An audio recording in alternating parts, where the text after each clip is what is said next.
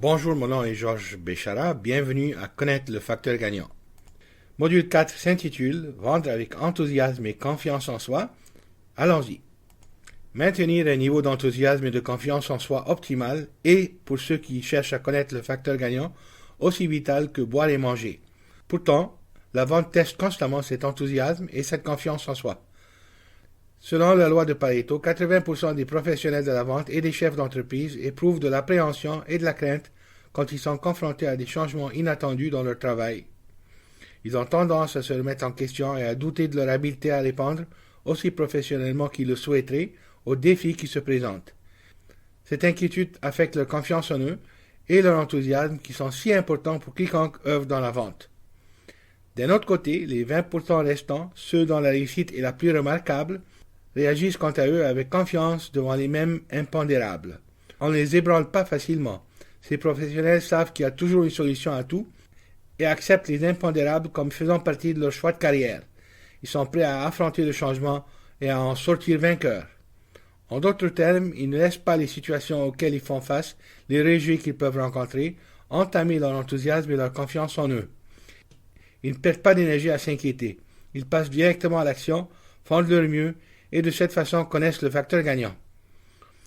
Pouvons-nous tous développer et maintenir ce haut niveau d'enthousiasme et de confiance en soi qui permet de connaître le facteur gagnant? Bien sûr, nous le pouvons. Définir l'enthousiasme. Une personne enthousiaste est une personne inspirée par la vie, ouverte à voir le meilleur des possibilités qui se présentent, qui agit d'elle-même, qui a le désir de se réaliser et de s'engager dans des projets. Henry Ford décrivait l'enthousiasme comme étant l'étincelle dans le regard, l'irrésistible volonté d'agir qui nous mène à nous engager et à concrétiser des projets. L'enthousiasme est capital pour la vente. Il est contagieux et contribue à développer un bon réseau. Les professionnels de la vente enthousiastes sont pleins d'entrain et ont cette aura d'énergie si spéciale qui font que les gens ont envie d'être en leur compagnie. Développer l'enthousiasme. Développer l'enthousiasme se fait en 2 étapes. La première étape en est une d'introspection. Elle consiste à mieux se connaître et à améliorer sa perception de soi-même. À cette étape, nous devons prendre davantage conscience de nos points forts, de nos réalisations, de nos besoins personnels, de nos facteurs de motivation principaux et de nos habiletés. Cette étape aide considérablement à construire sa confiance en soi.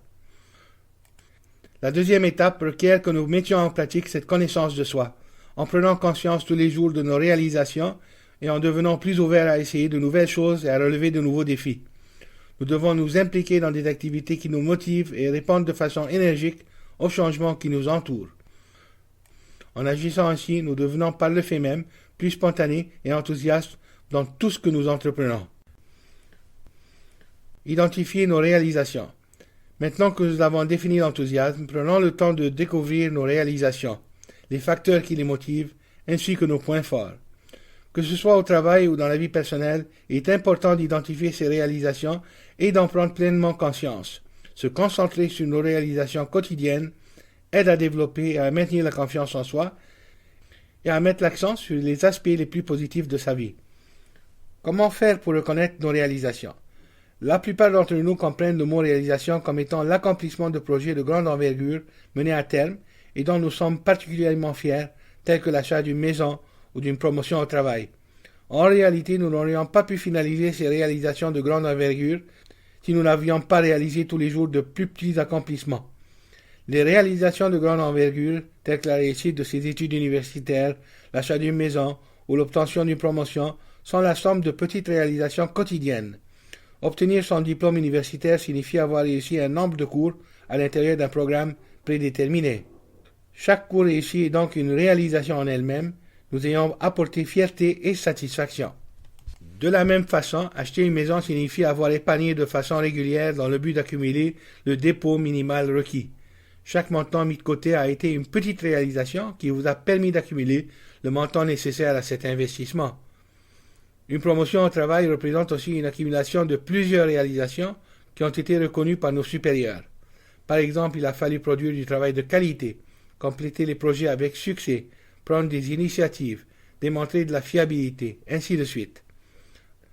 Malheureusement, la plupart d'entre nous ne prenons pas conscience de nos réalisations quotidiennes et les tiennent pour acquises car elles vont de soi, croyons-nous. Définir et reconnaître nos réalisations. Les réalisations sont donc simplement le résultat d'activités menées à terme, des activités qui nous ont apporté des sentiments de fierté, de joie et même de soulagement.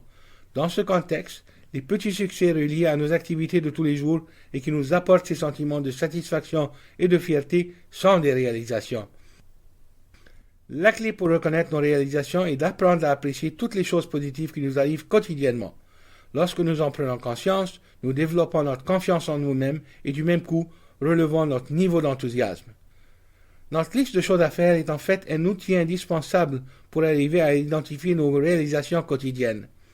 Prendre le temps de revoir sa liste à la fin de chaque journée, de cocher ce qui a été accompli et de prendre conscience du sentiment procuré par la finalisation de tel ou tel point nous permet de mieux s'apprécier et de réaliser le nombre de choses positives qui se présentent dans notre vie à tous les jours. Si nous prenons en plus 1 heure chaque mois pour revoir nos feuilles de choses à faire, nous pouvons rapidement nous rendre compte de tout ce qui a été réalisé durant cette période. Comment identifier ces réalisations mensuelles? C'est facile. Il faut d'abord identifier les verbes d'action qui caractérisent ce que l'on fait. Par exemple, apprendre, compléter, organiser, initier, développer et améliorer. Quand vous utilisez des verbes d'action pour décrire les activités dans lesquelles vous êtes impliqué, celles que vous avez complétées ou qui vous rendent fier et satisfait, vous décrivez en fait un accomplissement. Quelques exemples d'accomplissements.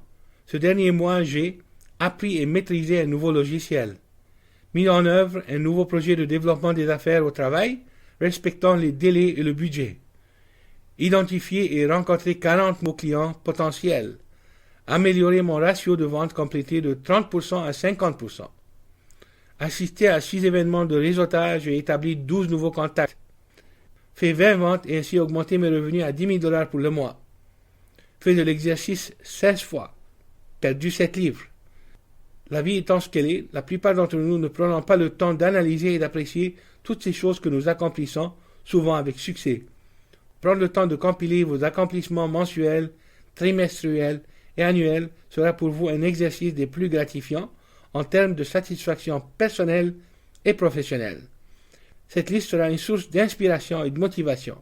Elle vous permettra de voir plus facilement le verre à moitié plein plutôt qu'à moitié vide et sera très pratique quand sera venu le temps pour vous d'établir les objectifs de la prochaine échéance.